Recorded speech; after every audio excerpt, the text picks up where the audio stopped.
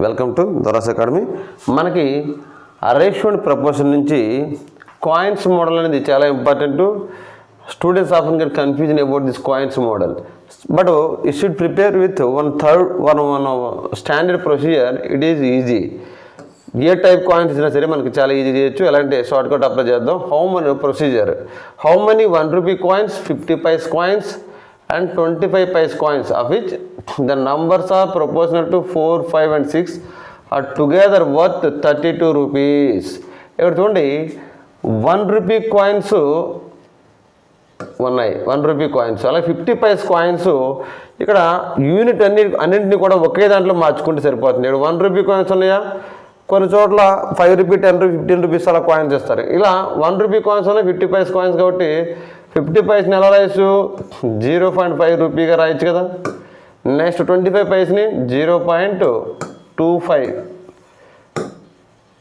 రూపీగా రాయొచ్చు. ఇక్కడ ప్రపోర్షనల్ ఎంత, 4, 5, 6 టుగెదర్ వాల్యూ అంటే 1 rupee కాయిన్ 4 ఉన్నాయి కాబట్టి దీన్ని 4x 5, 5x 6, 6x నెంబర్ అంతే కదా. సో టుగెదర్ వాల్యూ అంటే ఈ 1 rupee coin value into the number of coins 1 into 4x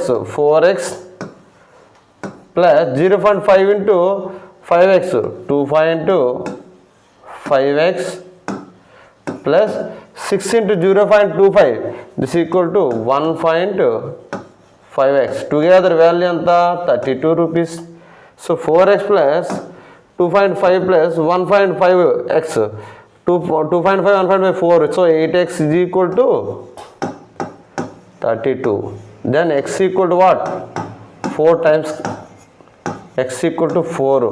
So 1 rupee coins ఎన్ని ఉన్నాయి, 1 rupee coins ఎన్ని ఉన్నట్లు టోటల్ కాబట్టి మనకి 1 into 4x కదా. 4x అంటే 4 4 జా 16, 5x 5 4 జా 20, 6x 6 4 జా 24.